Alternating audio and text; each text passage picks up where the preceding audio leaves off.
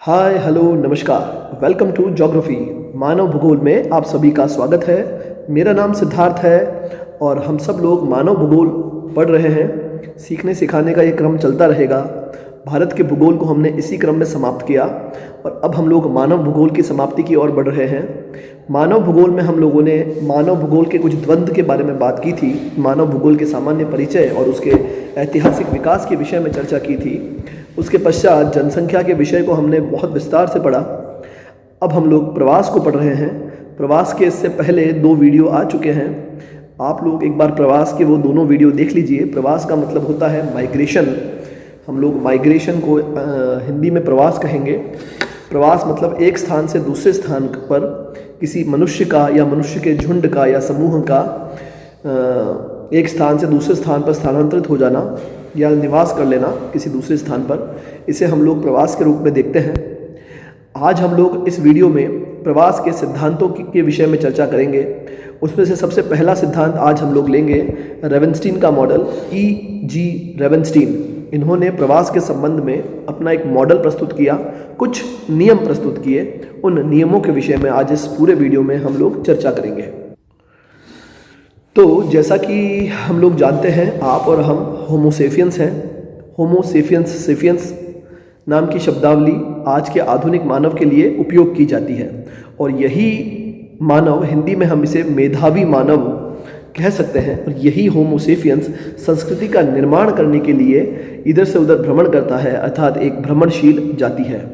और पृथ्वी के धरातल पर उसके उद्भव के समय से ही, मतलब जब से वो उत्पन्न हुआ उसके बाद से ही पुरा पाषाण काल से लेकर के मध्य पाषाण कालों तक पशुओं को मारने के लिए और आखेट करने के लिए और संग्रहण करने के लिए वो इधर से उधर प्रवास किया करता था।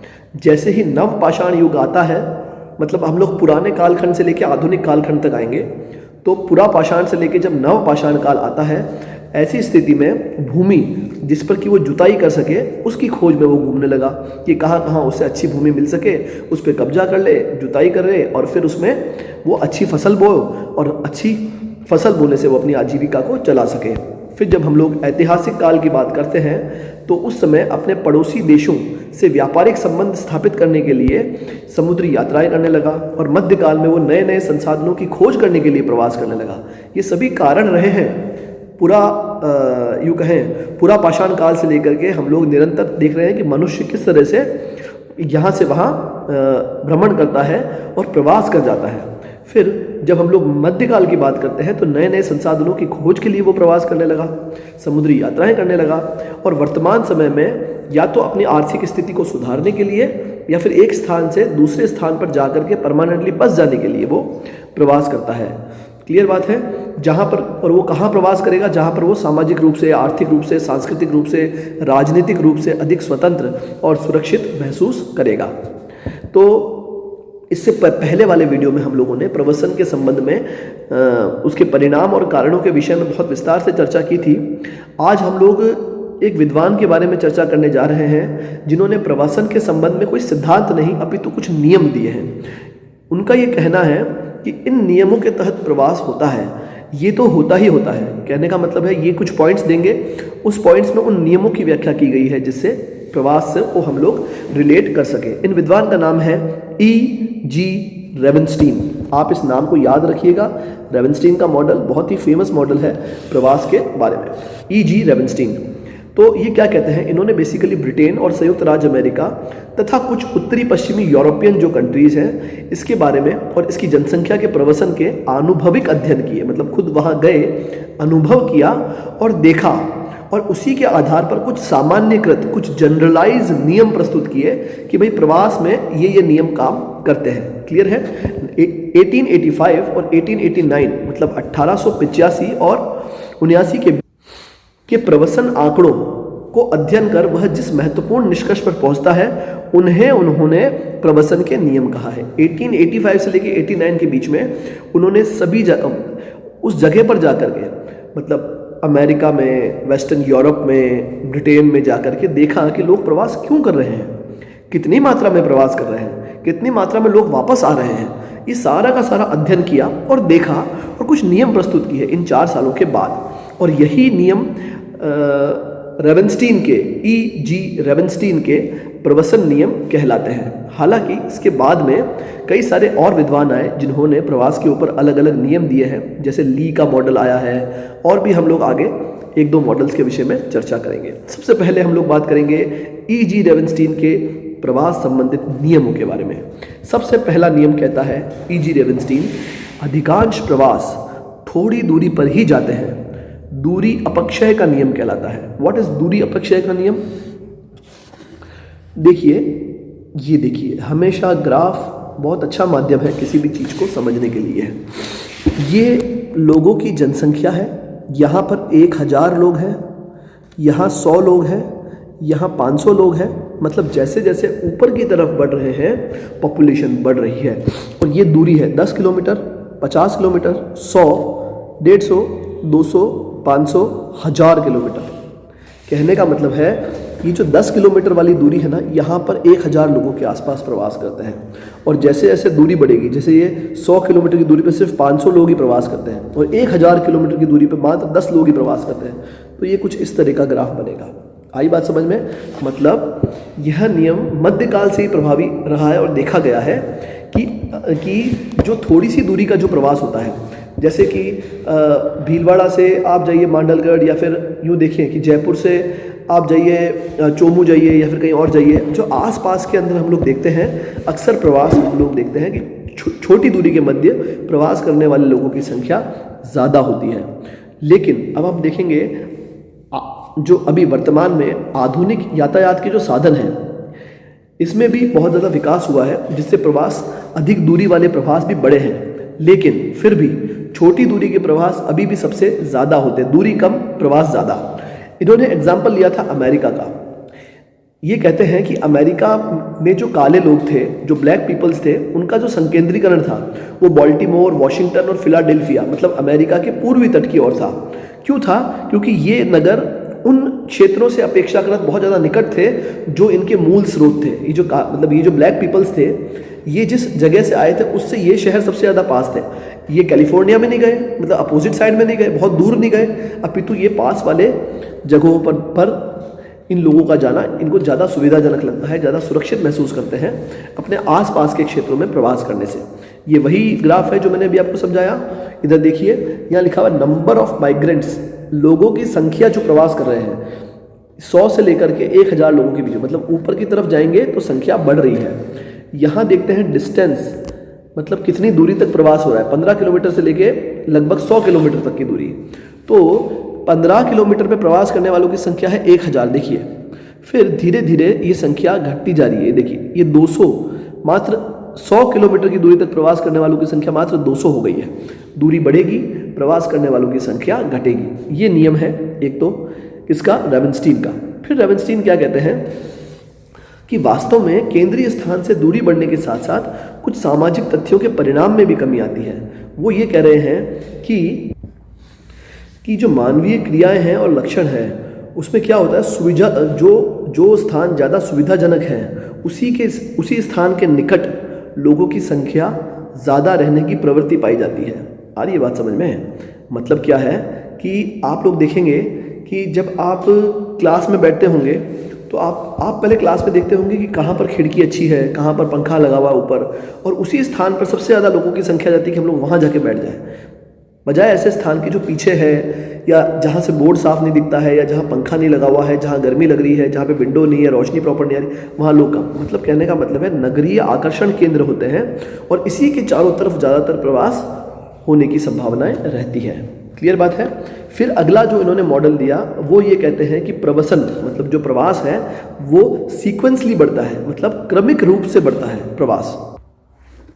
इसका मतलब होता है, आप देखिएगा, जैसे कि ये कोई नगरीय क्षेत्र है, ठीक है, फॉर एग्जांपल ये कोई ऐसा क्षेत्र है, जैसे फॉर एग्जांपल कोई जयपुर है ये, और ये इसके आसपास के गांव हैं। क्लियर बात है? यहाँ से लोग आकर्षित होंगे कि हम लोग यहाँ पर जाकर के बसें, ताकि हम लोग और ज़्यादा विकास कर सकें और ज़्यादा बेहतर सुविधाओं की ओर बढ़ सकें। फिर होगा क्या, अब जो लोग इस क्षेत्र से भी दूर यहाँ बस रहे हैं वो लोग जयपुर में रहना अफोर्ड नहीं करेंगे तो वो लोग कहाँ आके बसेंगे? वो लोग यहाँ आके बसने का प्रयास करेंगे। This is the second law. प्रवसन क्रमिक रूप से बढ़ता है। मतलब क्रम कैसे? ये वाला क्रम यहाँ स्थापित होगा और ये वाला क्रम इसकी जगह स्थापित होगा, ऐसा रेवेनस्टीन का कहना है। मतलब क्या लिखा हुआ है? रेवेनस्टीन का जो प्रवसन सिद्धांत का जो दूसरा नियम है वो क्या कहता है? तीव्र गति से बढ़ते हुए नगरीय क्षेत्र के चारों ओर जो ग्रामीण क्षेत्र है वहाँ के निवासी नगर में एकत्रित होने लगते हैं। मतलब वो लोग नगरों की ओर जाने लगते हैं और इस प्रकार ग्रामीण क्षेत्र खाली हो जाएगा। मतलब वहाँ के लोग अगर यहाँ चले गए तो वहाँ पर संभावनाएं बढ़ गई। अतः अब ये जो रिक्त हुई दूरी है इसमें कौन आएंगे? जो और अधिक दूरी के जो लोग हैं वो निवासी अब वहाँ पर आएंगे और उस खाली जगह को भरने का प्रयास करेंगे। मतलब अब देखिए, हमेशा यहाँ से जो गए वो तो कहलाएंगे प्रवासी, अब यहाँ जो आए वो क्या कहलाएंगे? वो कहलाएंगे अप्रवासी। क्लियर बात है? तो ये इन्होंने देखा 19वीं शताब्दी में अमेरिका के अंदर देखा इन्होंने कि जो सीमांत प्रवसन का मुख्य लक्षण था वो क्या था कि जब कृषक नवीन प्रदेशों की ओर जाना चाहते थे तो वे अपनी भूमि बाद में आने वाले अप्रवासियों को बेच दिया करते थे। जैसे फॉर एग्जांपल ये वॉशिंगटन है और ये वॉशिंगटन के पास में स्थित कोई गांव है। यहाँ का कृषक कहाँ जाना चाह रहा है? वॉशिंगटन, कि मैं वहाँ जाऊँगा, बिजनेस करूँगा, एग्रो बिजनेस करूँगा, बड़ी दुकान लगाऊंगा, मॉल बनाऊंगा, वहीं रहूँगा। ठीक है, तो अब यहाँ पर इसकी इतनी बड़ी भूमि है, पहली बात उसको पूंजी भी चाहिए तो उसको भूमि भी छोड़नी है। दूसरा, अब इसकी संभावना कम है कि ये वापस आएगा। और यही वॉशिंगटन से बहुत दूर कोई व्यक्ति है जो कि वॉशिंगटन जाना चाह रहा है परंतु वॉशिंगटन अफोर्ड नहीं करता वो, तो वॉशिंगटन के समीपस्थ क्षेत्रों के अंदर जो भी अपना लैंड बेच रहा होगा, भूमि बेच रहा होगा, वो वहाँ आने का प्रयास करेगा। तो यही इनका जो है सेकंड मॉडल है कि क्रमिक रूप से एक के बाद एक आवास बदलते जाते हैं। यहाँ कोई रह रहा है, अब वो अपना आवास किसी और को दे रहा है और वो अपने कहीं और जाकर के प्रवास कर लेता है। फिर हम लोग बात करेंगे तीसरे बिंदु की, तो लंबी दूरी पर जाने वाले अप्रवासी किसी एक व्यापारिक अथवा उद्योग के केंद्र पर प्राय अपनी पसंद जताते हैं। आई बात समझ में? कहने का मतलब है कि जो भी प्रवासी एक स्थान से दूसरे स्थान पर बहुत लंबी दूरी के ऊपर प्रवास कर रहे हैं वो किसी एक व्यापारिक गतिविधि के लिए या किसी एक उद्योग के लिए अपनी पसंद जताते हैं कि भाई मैं पर्टिकुलरली इस चीज़ के लिए मैं वहाँ जाना चाह रहा हूँ और मैं वहाँ पर प्रवासित होना चाह रहा हूँ। क्योंकि प्रायः देखा गया है कि बड़े व्यापारिक केंद्र हैं, जो बड़े बड़े औद्योगिक केंद्र हैं, वहाँ की और प्रवास करने वालों की संख्या शुरू से ही बढ़ती गई है। मध्यकाल से ही देखा गया है कि ये संख्या हमेशा बढ़ी है। अगर हम लोग बात करें, इंग्लैंड की बात करते हैं, औद्योगिक क्रांति के क्रम में इंग्लैंड के अंदर क्या हुआ, तो लंदन की ओर अनेकानेक लोग आकर्षित हुए। क्यों? क्योंकि वहाँ पर वो पर्टिकुलरली उस इंडस्ट्री के लिए, cotton and textile industry, iron and steel industry, इस इंडस्ट्री की ओर आकर्षित हो रहे थे कि हमें वहाँ जाना है पर्टिकुलरली।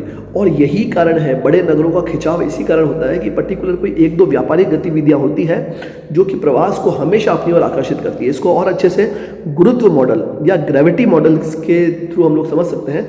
ये बेसिकली गुरुत्वाकर्षण का काम करता है। ये नगर जो है आकर्षित करने का काम करता है अपनी कुछ व्यापारिक और औद्योगिक गतिविधियों के कारण, ये प्रवास को बढ़ाता है। जैसे एग्जांपल दिया जाए टोक्यो का, मुंबई का, कोलकाता का, दिल्ली का, कराची का, लाओस का, साओ पोलो का, शंघाई का, मैक्सिको का, Rio de Janeiro, Jakarta, Bangkok, Tehran, विश्व के बड़े बड़े शहरों में, चाहे हम लोग भारत की बात करें तो हैदराबाद की, अहमदाबाद की, कानपुर की, बेंगलुरु की, पुणे की, ये सारे के सारे जो क्षेत्र हैं, जो बड़े बड़े नगरीय केंद्र हैं, बड़े बड़े औद्योगिक केंद्र हैं, ये सभी के सभी प्रवास के आकर्षक केंद्र रहे हैं। और यहाँ पर प्रवास मैक्सिमम हुआ है, या तो आसपास के क्षेत्रों से अथवा अपने से दूरी वाले क्षेत्रों से भी यहाँ प्रवास होता है।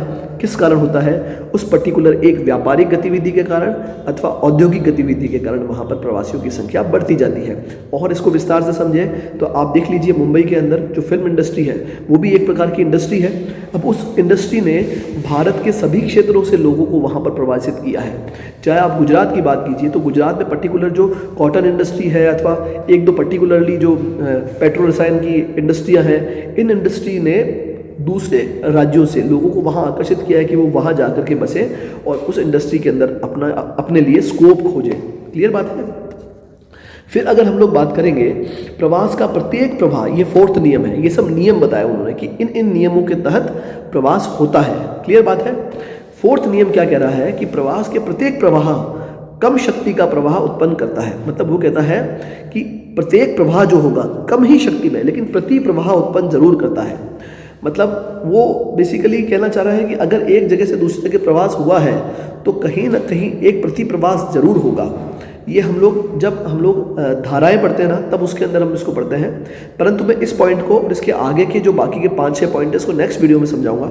एक ही वीडियो 20-25 मिनट का हो जाता है, तो शायद आप लोगों को देखने में भी प्रॉब्लम होती है, और बड़ा वीडियो थोड़ा सा बोर कर सकता है शायद आपको, वैसे तो नहीं करता होगा, लेकिन हम लोग इसे 2 वीडियो के माध्यम से पढ़ लेंगे।